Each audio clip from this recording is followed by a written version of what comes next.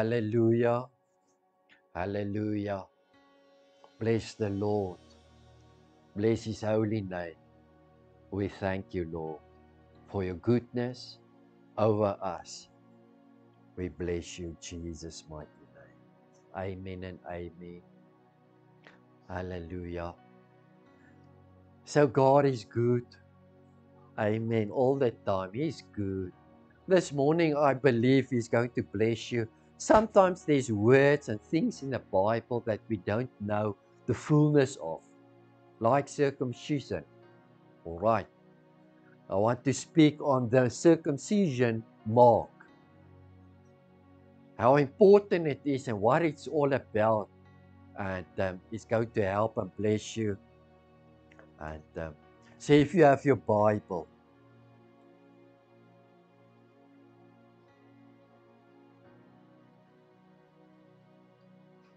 you can go to Genesis 17.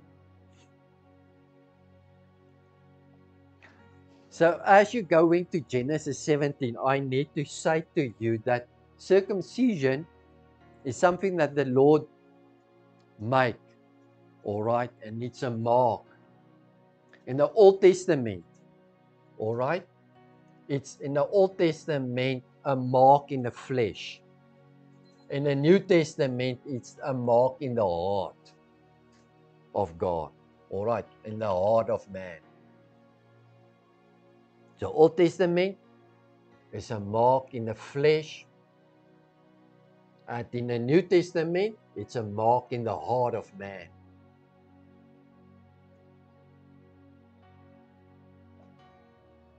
So Genesis 17 verse 10, I'm going to say to you a few things about this. So this is my covenant with you, is God speaking here, and your descendants after you. The covenant that you are to keep, every male among you shall be circumcised.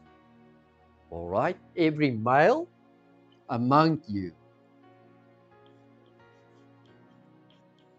will be circumcised. Verse 11, you are to undergo circumcision, and it will be a sign of a covenant between me and you. So it's a sign of a covenant. For this generation to come, every male among you who is 8 days old must be circumcised. All right, 8 days. So it must be male, and then I'm going to make it 8 days. Very important, because there's a very important shadow about the 8 days. For the generation to come, every male among you who is 8 days old must be circumcised, including those born in your household or both with money from a foreigner, those who are not your offspring. Verse 13, whether born in your household or bought with your money, they must be circumcised. My covenant in your flesh is to be an everlasting covenant.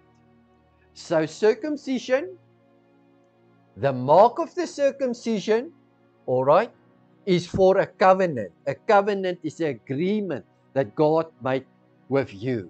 All right. Going to write here covenant. So it's male, very important. We are going to speak, what about why male? Second of all, 8 days. What is the significance of 8 days? Will this circumcision be done? Third of all, it's a covenant. All right, and it is a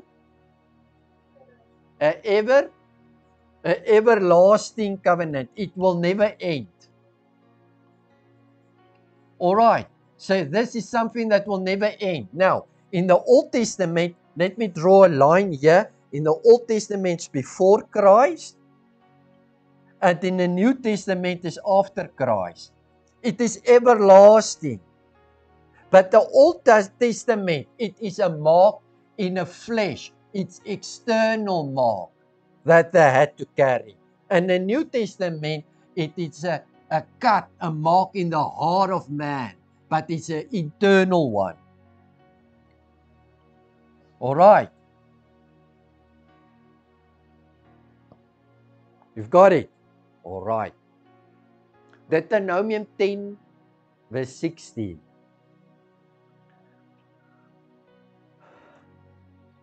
So it's only 3 books further from Genesis.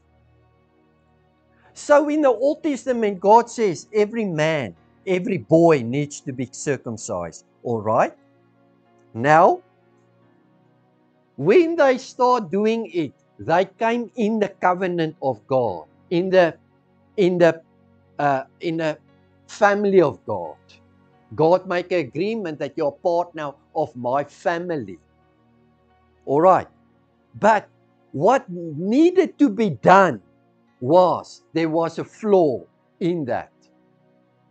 Because that covenant needs to bring actually oneness. But it did not bring oneness like it ought to. And that's why it is a shadow of something better in the New Testament. The oneness is truly in the New Testament. He had to bring oneness this side, but it was flawed. All right, remember that.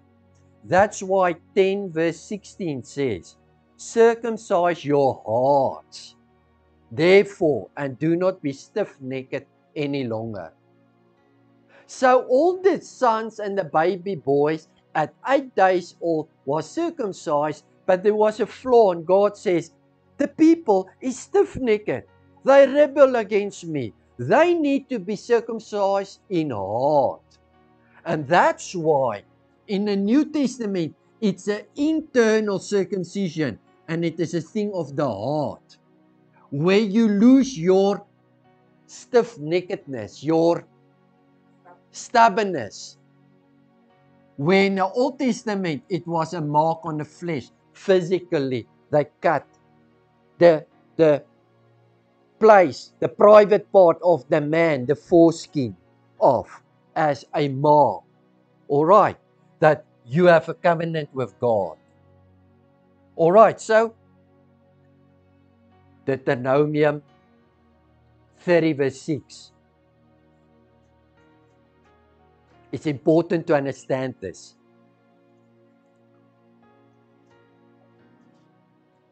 This is now prophecy already in the beginning.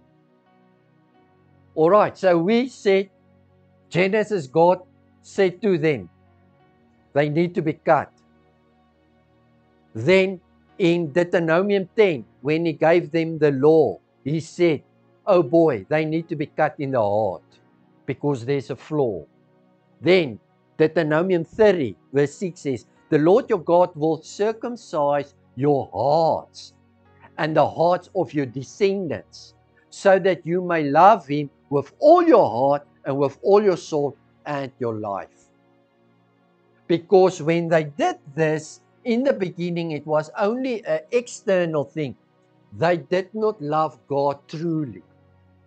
Although they were the people of God, God says, I need to circumcise the hearts and circumcise their descendants.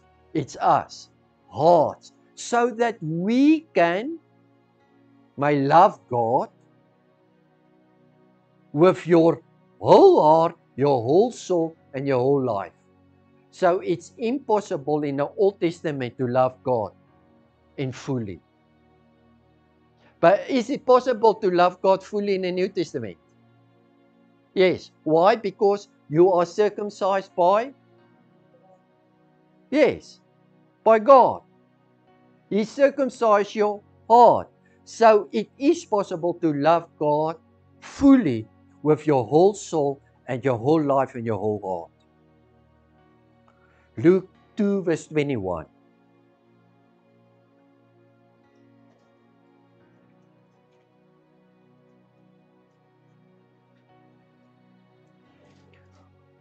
All right. So men was cut. The boys was cut. What about the women? Why boys? Shadow types. All right. So, who is the husband of the bride? The church. Jesus. All right. So listen here. Man is husband. Wife. A woman is wife. Okay. You see. Man is husband. Man needs to be circumcised. His husband. What is Jesus? His husband. The church is the bride, the wife. The church doesn't need to be circumcised. So the boy needs to be cut. So was Christ, the husband, the man, cut. The circumcision that he went through, the cutting of flesh, was the cross. But what about in the women? So how it works? If you married to me and I was cut, then you are in relationship with me. When you are my daughter, you are in a relationship with me. Then you don't need to be cut. But the boy is part of the new husband to come. You understand? So the man is representing the husband. The husband needs to connect himself to God. And if the husband, the man is connected to God, everyone that has a relationship with him, the women and the daughters, will be joined to that circumcision. Okay, that's why. So the sons were cut and the women were joined in relationship with that man, if it's father or husband to come. Christ represents the man that will be cut. And the bride, who is the church, the body, are joined by relationship of faith to the man that were cut. Do you hear what I'm saying? The church are joined to the man that were cut in relationship. And that's why we are not circumcised in the external, but we are all circumcised internally in our hearts through Christ that went and died for you. You understand that? All right. So, Luke 22, verse 21.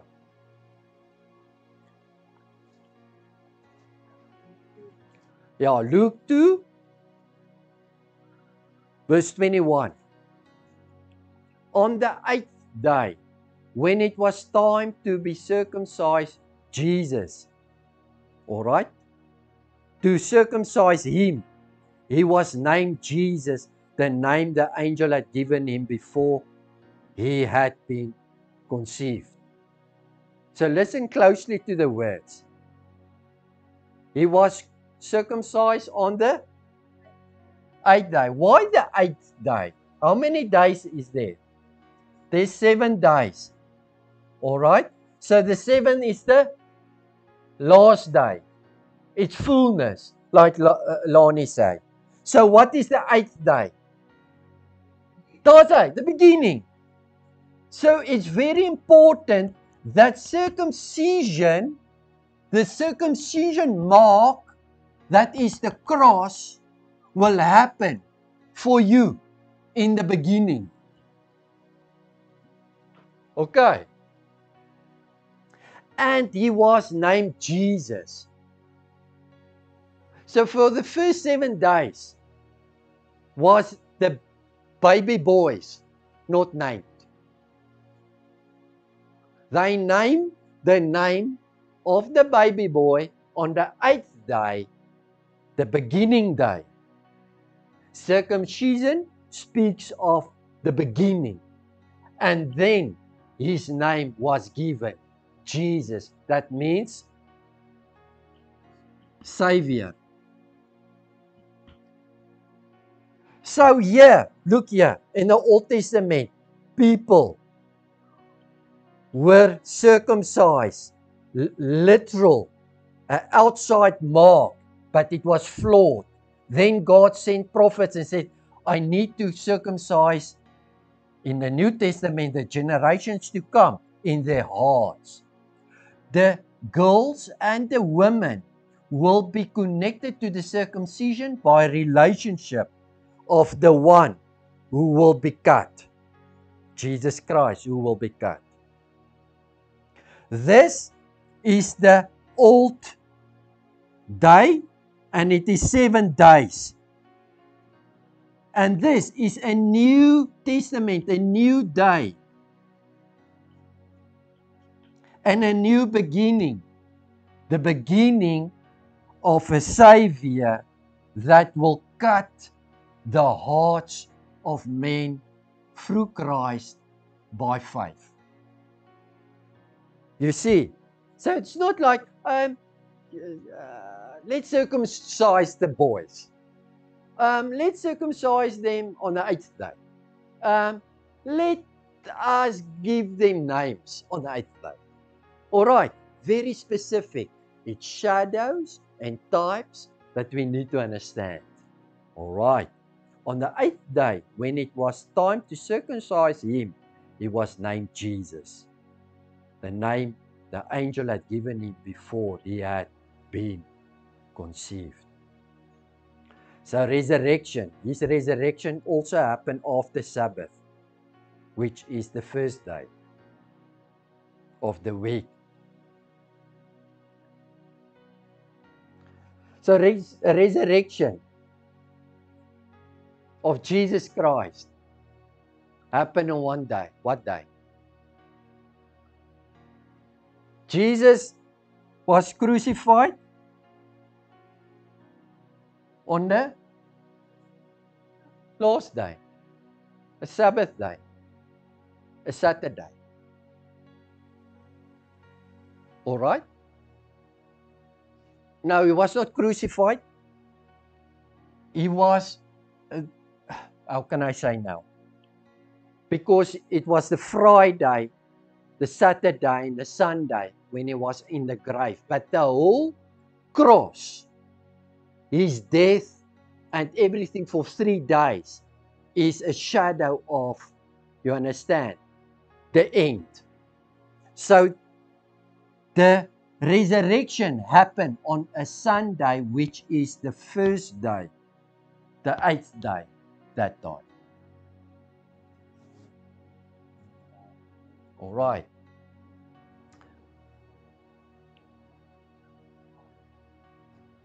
Luke 2 verse 22. You've got it. Luke 2 verse 22. When the time of their purification according to the law of Moses had been completed, Joseph and Mary took him to Jerusalem to present him to the Lord. So they took Jesus to be presented in the temple to the Lord, and to offer a sacrifice in keeping with what is said in the law of the Lord, a pair of doves or 2 young pigeons. You can go to Leviticus 12.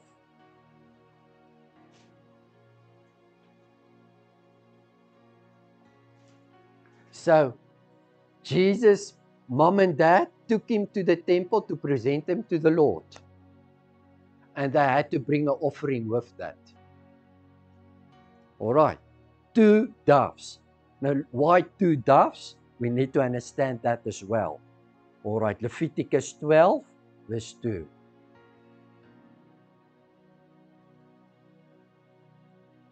This is what God said now to Moses.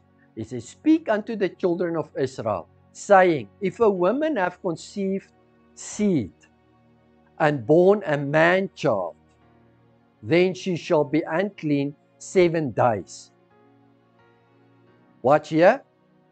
7 days. Speaks of the Old Testament. All right. And then it speaks, then she shall be unclean 7 days, according to the days of the separation of her infirmity shall she be unclean. And in the 8th day, the flesh of his foreskin shall be circumcised. And she shall then continue in the blood of her purifying 33 days. She shall touch no hallowed thing, heilige thing, holy thing, nor come into the sanctuary until the days of her purifying be fulfilled.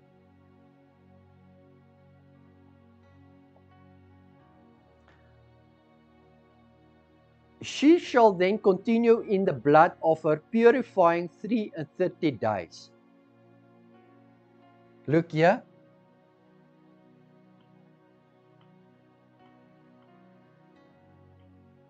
Why do you think 33 days? It's not a month. What do you think?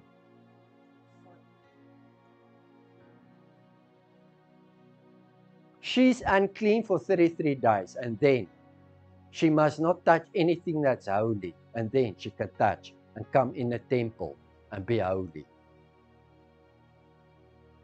All right. Jesus was 30 years of age. Then he started his ministry for 3 years. Then he died. When he died, he was 33 years of age.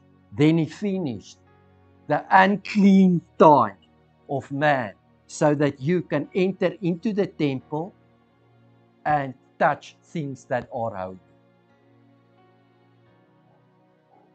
Can you see shadows and times? All right. And when the days of her purifying are fulfilled, she shall bring a lamb of the first year for a burnt offering, and a young pigeon of a turtle dove for a sin offering.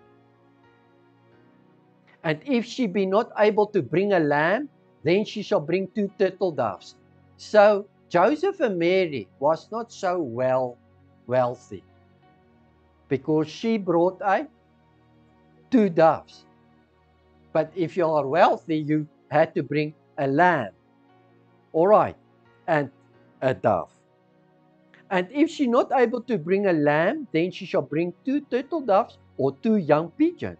And the priest shall make an atonement for her, and she shall be clean.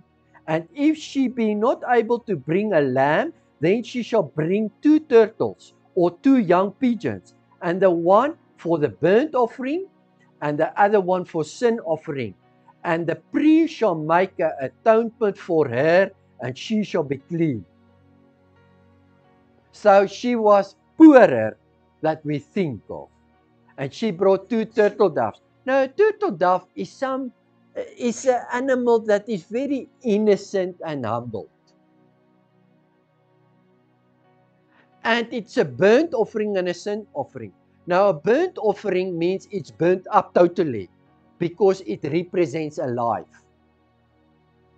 So she brought, when Jesus, when he was birthed here, she brought 1 turtle dove to be burnt up. Who was that turtle dove image? Jesus will be totally consumed by fire and burnt up for her to be cleansed. And the second turtle dove was for a sin offering. It means to cover the guilt and make atonement of sin. All right, to cover sin. So the one dove is burnt up because it's a burnt offering. And the other one is offered, but it's not burnt totally.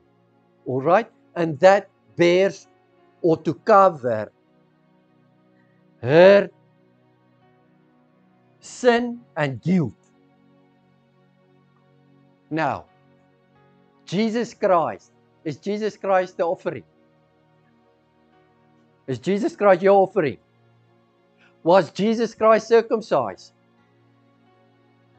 Yes. Circumcision is the cut of flesh. He died totally.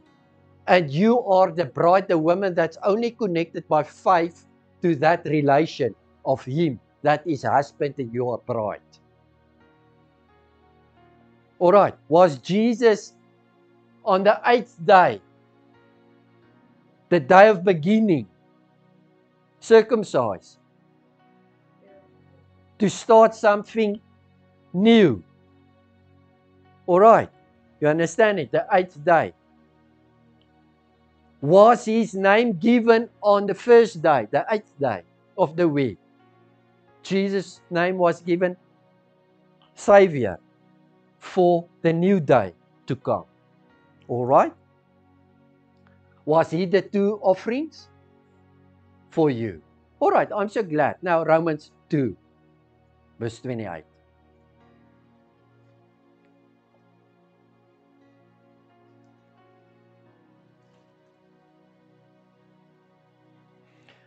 Almost finished. But I want you to focus on something very special. All right. Romans 2, verse 28. A person is not a Jew who is one only outwardly, nor is circumcision merely outward and physical. Is this New Testament? What Paul is saying to us. So we are Jews. A person is not a Jew who is only outwardly, nor is circumcised merely outward and physical. No, a person is a Jew who is one inwardly, and circumcised is circumcision of the heart by the Spirit, not by a written code. Are you circumcised? Inwardly. And you are connected by Jesus, who was circumcised in flesh, outwardly, so that you can start walking in a new life. All right, I'm so glad you see that. Because I have a question. Colossians 2, verse 11. And then another verse. So listen to the words, Colossians is here at the back of the New Testament. Colossians 2, verse 11 and 12, I'm reading at the NIV. Listen to the word, in him. So it means in Christ. All right? In him, you were also circumcised. So you are circumcised in him. You are not circumcised. He was circumcised as a shadow and a type of the old son and boy. And we as women are connected by faith. But because he was circumcised, in him you were also circumcised, with a circumcision not performed with human hands, your whole self ruled by the flesh. Yourself ruled by the flesh. So I need to write that down. Yourself ruled by the flesh. What is circumcision doing? It gives you a mark. This is our mark. And our faith in that is in our heart. The cross is the mark. What is it doing now? Listen to the words, because I'm speaking of circumcision. In him you were also circumcised with a circumcision, not performed with human hands. It's God's hands now, all right? Your whole self, ruled by the flesh, was put off. What is circumcision doing? It takes the rule of the flesh away.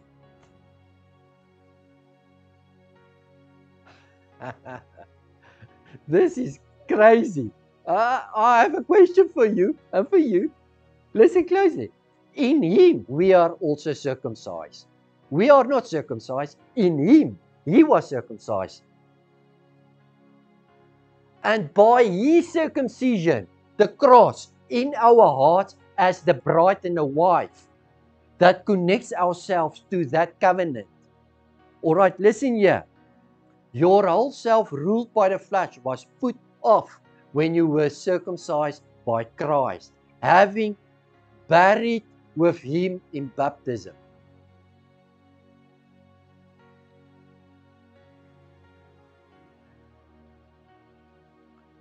So, this is now scary. Do you still have flesh?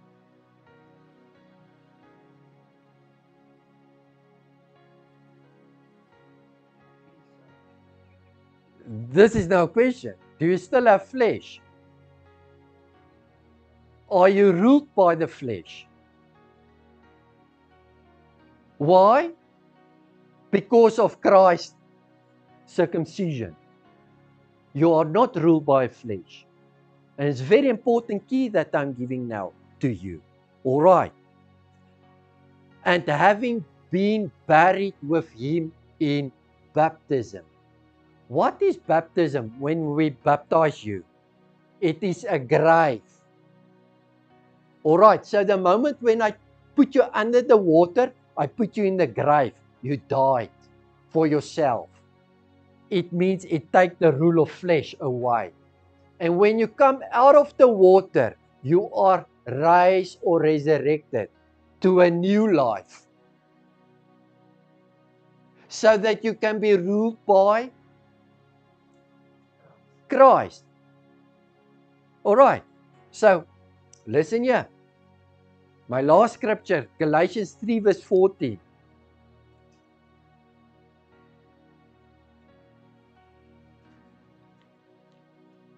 Galatians 3 verse 14.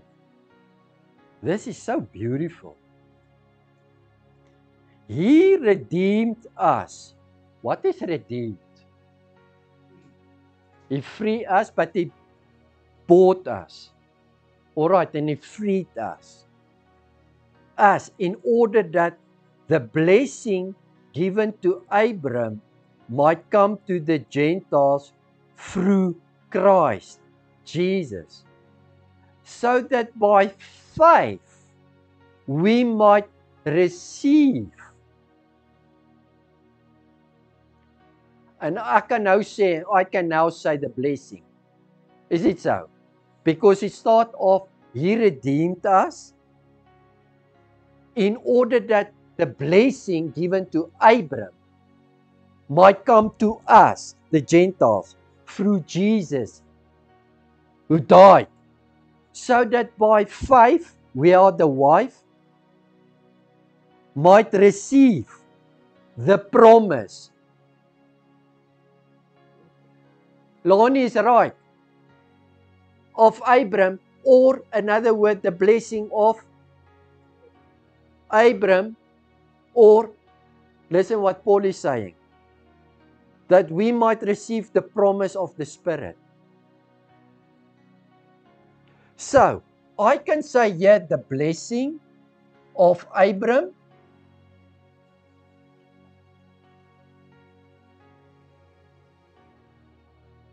or I could say receive the promise of Abram, the blessing of Abram, or the promise of Abram, or I can say the promise of the Holy Spirit.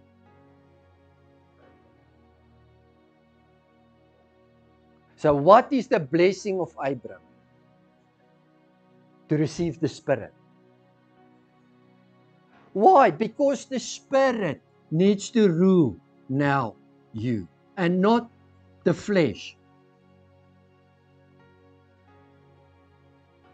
So my question is, are you belonging to the Lord Jesus Christ? Did you accept Him many years ago or 1 year ago? Did He die for you? Was he circumcised for you? When he was circumcised, did he take the rule of flesh away? Did he give you a blessing of Abraham, a promise of Abraham, a promise of Holy Spirit to you, so that you need to be ruled by Spirit and not by flesh. So listen here, your problem is not flesh anymore.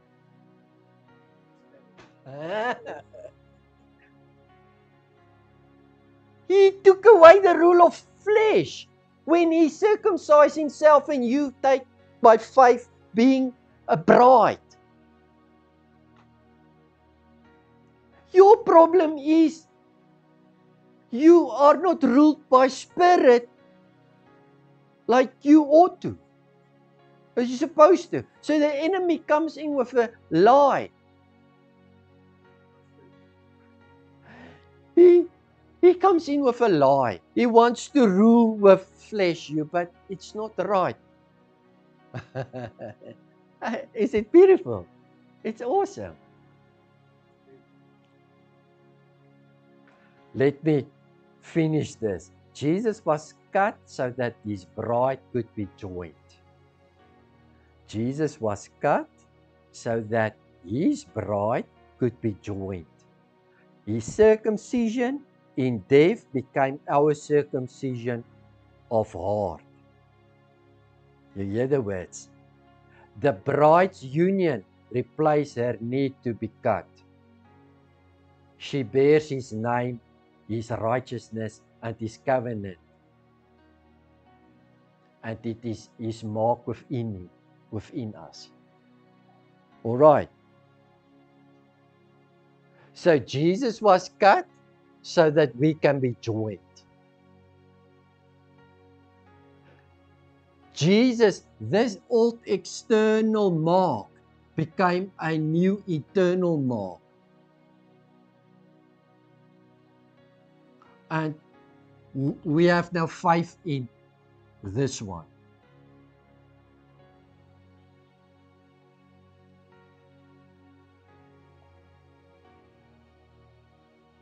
Amen. This is so beautiful. Now, why do we fight flesh? Why do we fight flesh? Because I'm born again. Why do I fight flesh? I don't need to fight flesh. Why do I focus on flesh? Lonnie is right. So when your flesh comes out, you must tell the flesh, it's not me. Sorry, this is not me. We think, oh, it's still me, but it's not you. You are ruled by Spirit. You are righteous. You are connected by faith on the one that was circumcised for you.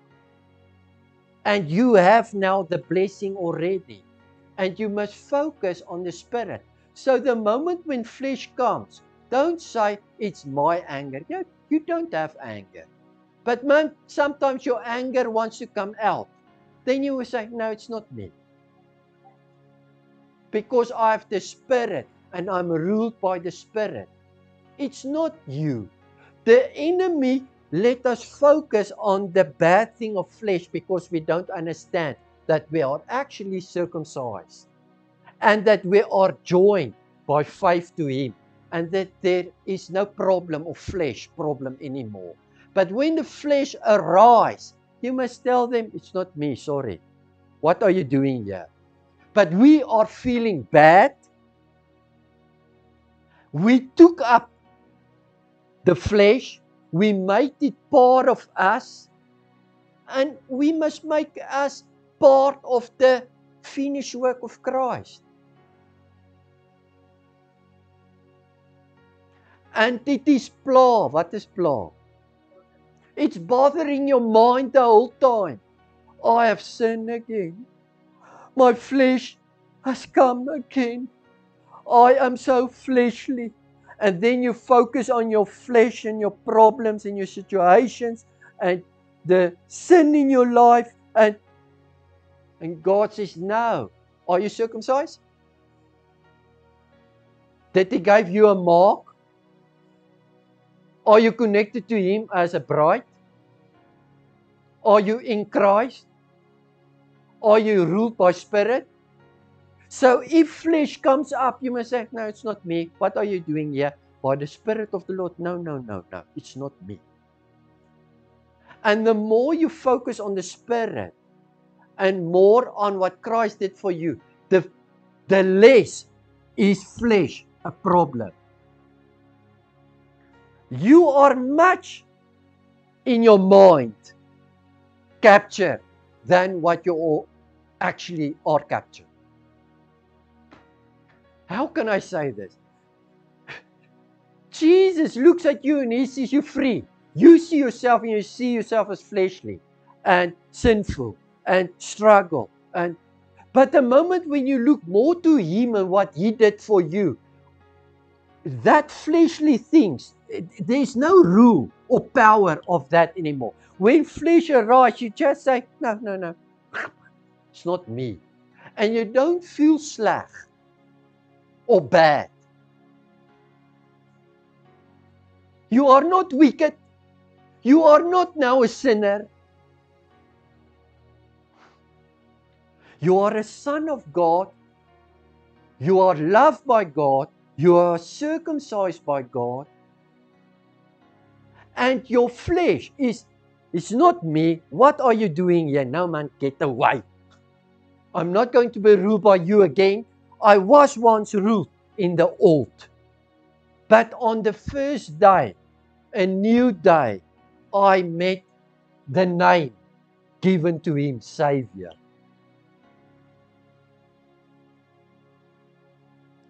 And it's my faith towards it. It sounds very snarks what I'm saying.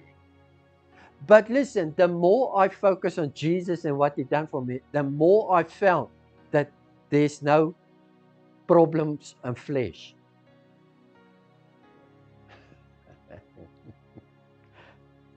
How can I explain this to people?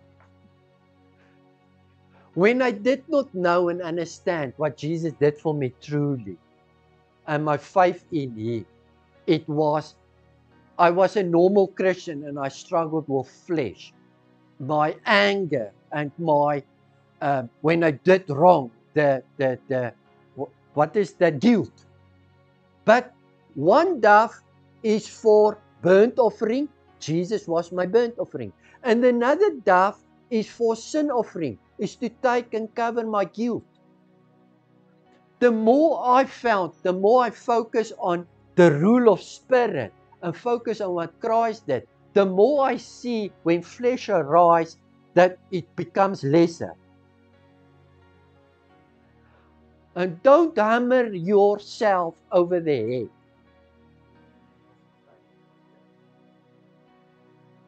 That you lost it. Yes, I lost it. But I'm not going to rule over this. I'm ruled by the Spirit. I focus on you, Lord. Next time when your flesh comes up and it rules, say, no. This is not my heart. I gave my heart to the Lord Jesus Christ. His heart is pure. This is my heart is pure. Yes, I lost it, but I'm not going to rule by that. But I'm not going to feel bad about this. Lord, I'm not ruled by this. Sorry, man. Sorry, get it away. I don't want this anymore. And the more you focus on the glory of the Lord and focus on who He is, the more you will find that it's not going to touch you so much. Whatever is in the flesh that wants to rise, it will come lesser and lesser and lesser and lesser. And then there will come a time where you think, I have no sin.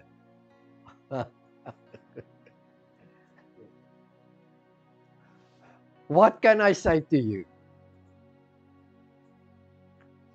You think I'm boasting if I'm thinking about God and my life.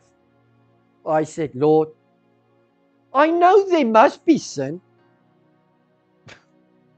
I don't know about sin. I don't see sin. Can you hear what I'm saying? And it only happened when I started to see what really circumcision is. He did it. He took away my flesh. I'm not going to fight my flesh. It's not me. It comes up. It's not me. Christ. Uh, uh. Lesser and lesser. And now you get Christ conscience. That you start thinking, but where did I miss it? I did not miss it today. I did not miss it a week. I did not miss it a year. Where did I miss it?